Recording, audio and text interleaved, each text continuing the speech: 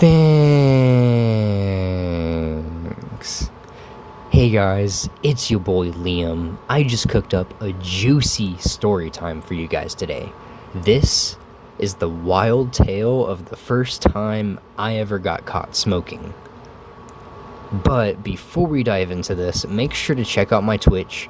My schedule changes occasionally, so follow me and turn on your notifications so that you don't miss a stream. Right now, I'm going to be playing a lot of Borderlands 3 and Minecraft. So if that sounds like your vibe, I highly recommend checking it out.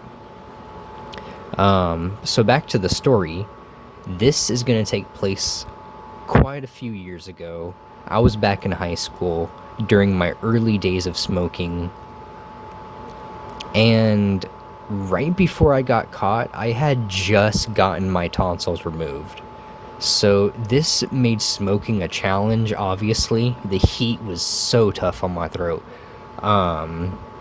With that being said, I built this gravity bong and I put it in my closet, and it stayed in my closet. I never took that thing out. I never even changed the water on that thing. Did I? I'm not even sure. No, I did not change the water on that thing. That thing must have reeked way harder than I thought.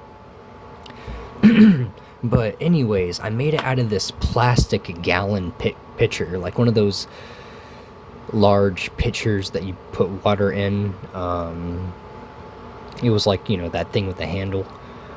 I used that, and I used a large ass Gatorade bottle, and I poked 2 holes in it. One for the pipe so I can put the ball in there, and one for the airflow or for the water. Basically, to give you a better idea of my setup here, I had a small closet that was just big enough for me to sit in. It wasn't the most comfortable, but I made it work with like a shit ton of sheets and pillows for cushioning. Yeah, I even put like a crap ton of sheets on the floor just to plug up the door so that it doesn't smell that much. Oh yeah, I had an extension cord too. I remember that too. I had an extension cord for power. I would plug in my phone charger, and I had these LED lights with a little remote. It was so cool. I had these plastic drawers, and then the gravity bong was right on top of it. And since my closet was not checked often, I figured I was just gonna be in the clear, like, all the time. So I didn't really care about having that thing in my closet. But the key to this setup was a homemade filter that I made.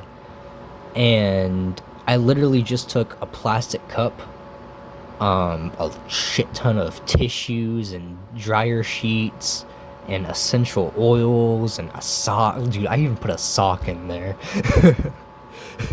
And it was made with cardboard too. It was so jank. It was so funny. Well, I mean, it worked so well that I even was able to use it in the school bathroom. But I'm gonna save that story for another time for you guys. That's gonna be a whole story in itself. Now, onto the day where everything fell apart. I had plans to go out with my friend, Becca, to meet up with 2 others, Jeff and Lucy. That's just what we're going to call them. They're not their actual names. Before Becca arrived, I decided to pre-game with a quick hit. She shows up just as I'm about to take the hit and wants in on it. I said, no problem, right? Well, she had no idea how to use the filter. It's pretty easy. You just blow into it, but it looks kind of jank, it looks like you're supposed to do something extra with it, so, I understand. Basically, I take my hit and use the filter,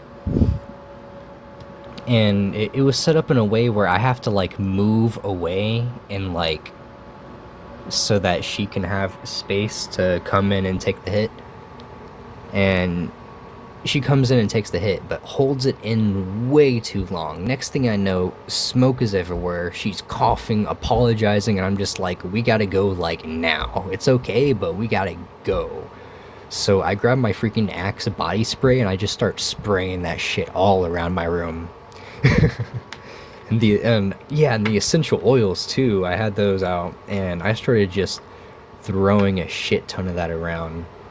Like I just opened the bottle and just like kind of just like dabbed it all over the walls. Man, honestly, I thought that I was good after that. I thought that I was like, okay, I can handle a little mistake, that's okay. But outstanding in the hallway was my dad. So, right when we go to leave, like, I pack up my weed and stuff because we're gonna go over to Jeff and Lucy's to smoke. So, we're on our way out. I have some of the weed. Like, I don't have all of it. I have, like, probably a gram of it. So, my dad is standing in the hallway, and we start walking out the door, and he goes, "What's that smell?" So I panicked a little bit. I told him that it was some new cologne. And obviously, he's a really smart person. No way he's gonna buy that shit. I mean, somehow he still lets me leave the house. My dad is crazy smart. But, you can't lie to him without him knowing completely what's going on. Anyways, we leave, we meet up with Jeff and Lucy, we smoke some more, and I don't get home until around 10 or 11 p.m.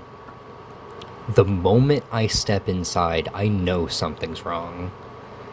I try to play it cool, like, until I get to my room, but I start going through my stuff and I'm like, something's kind of wrong. And then my dad calls me out to the living room and he's like, "Hey, we gotta talk to you." Man, this is some crazy shit. Yeah, so basically he questions me. He's like, "What's going on with all this drug use?" And, my mom is in there too. She's really upset about it. She is really, really upset. It broke my heart, dude. They apparently turned my room upside down while I was gone. They literally got everything. All my weed gone. And honestly, I was scared. I thought they were gonna, like, send me somewhere, like, off to, like, border school or some shit. But the next morning, I head to school like normal. But around 11 a.m., my dad shows up to pick me up. It was a surprise drug test. Oh, man. Before we even get there, he gives me this last chance talk. He says, "Are you absolutely sure you haven't taken anything else? If you're lying, this won't end well." I swear they must have thought I was smoking crack or something. At the clinic, I had to be monitored while peeing in a cup. Some time passes and we finally get the results. And I think it was a big relief to my dad that it was just THC in my system. At least I had proof now that I wasn't on anything else. That also reminds me of a time they found some live resin in my room and they thought it was meth, but that's going to be a story for another time again. But after that, I go back to school and I tell my friends everything. Jeff straight up tells me, "Dude, you shouldn't have never smoked in your house in the first place, like, at all. That was dumb." And yeah, looking back at it, I agree. But it worked for months before I got caught, so hey, win-win. That night, after everyone goes to bed, I start digging through my closet just to see if they missed anything. And sure enough, there were tiny bits of bud stuck in the sheets. Not enough to roll anything decent, but I spotted something I'd completely forgotten about. This was an emergency hidden stash. It was just hidden in plain sight. And it was this, like, blue dry erase marker. I hollowed it out so I can use it as a stash container. And it worked so well that it even blocked the smell. And it had, like, about a gram in it. I put some, like, I put some janky ass foil in it so I can makeshift a little pipe. Do not do that. Foil is so bad for you. And I even had freaking matches in there to light that shit. And, you know, basically I packed myself another bowl. I mean, I really shouldn't have kept smoking in the house. It was a terrible idea.